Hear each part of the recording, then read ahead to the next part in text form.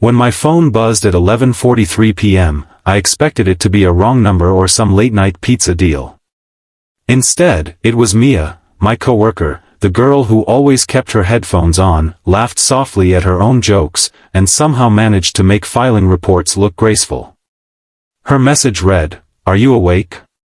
Before I could finish typing, "Yeah, what's up?" she called. Her voice sounded nervous, breathless. "Listen, I know this is strange, but I need a favor. A big one." "Mia, it's almost midnight," I said. "If this involves burying a body, I'm charging extra." She actually laughed, but it was shaky. "My parents are visiting from out of town this weekend. I kind of told them I was dating someone." "Let me guess," I said. "You told them it was me." A beat of silence. "Yeah," she whispered. I sat up straight. "You serious?" She exhaled fast. "They worry too much about me. And I was tired of them thinking I'm lonely or failing at life. You're the only person I trust enough to ask.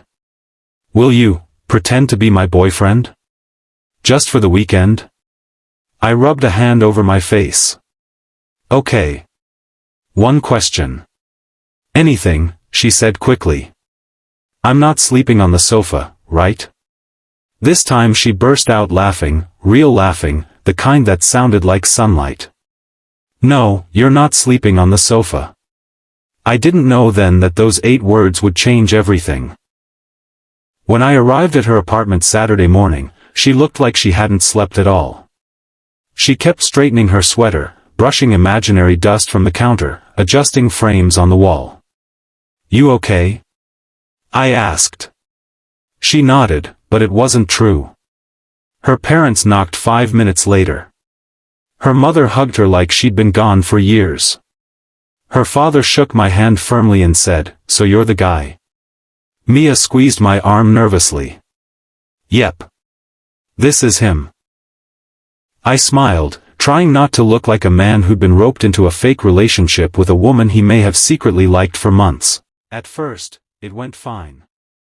Her parents were warm, curious, full of questions about how we met, what we liked to do together, where we saw ourselves in the future.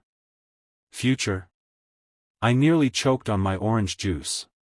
Then things started shifting. Every time they asked how we met, Mia would glance at me with this soft smile, waiting for me to answer. And every time she talked about why she chose me, her voice grew more honest, less like a script. "He's patient," she said once, without looking at her parents.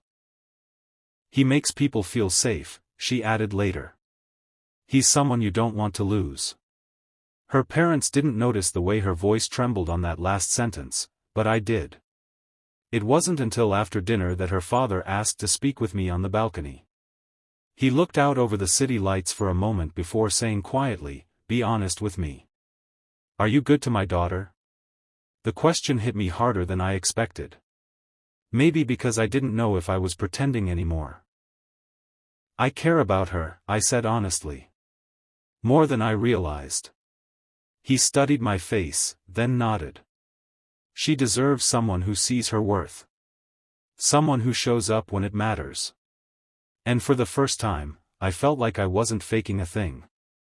That night, after her parents went to sleep in the guest room, Mia and I stood in the quiet kitchen, 2 mugs of tea between us. "You were amazing today," she said softly. "You too," I replied. "You played the part perfectly." She looked down at her tea. I wasn't really acting. The air went still. "Mia, I know it was just supposed to be for this weekend," she said, voice trembling. "And I know I shouldn't feel this way. But when you showed up, when you were there with my parents, something felt right. Like I didn't have to pretend anymore." I set my mug down and gently turned her face toward me. I wasn't pretending either. Her eyes softened, the fear in them melting into something hopeful, fragile, and real. "Is this crazy?" she whispered. "Probably," I said. "But good. Things usually are." She laughed, breathless. So, what happens now? I took her hand, the simplest gesture, but it felt like a promise. Now, I said, we stop pretending. The next morning, when her parents left, her mother hugged me and said, take good care of each other. Mia slipped her fingers into mine as the elevator doors closed, like she was afraid I might disappear with them. You know, I said teasingly, I'm still not sleeping on the sofa. She smiled, that same sunlight-warm smile from the night she called me. I'd be upset if you did. Not everything in life starts with fireworks or destiny or grand plans. Sometimes it starts with a late-night phone call, a nervous request, and a joke about a sofa. Sometimes kindness becomes love without either person realizing when the line blurred. And sometimes the best relationships begin exactly where you never expected them to. In the quiet moments where someone needs you. And you choose to show up. Because love, at its core, is just that. Two people choosing each other, again and again, even when they don't have to. And that weekend, we both chose each other. For real.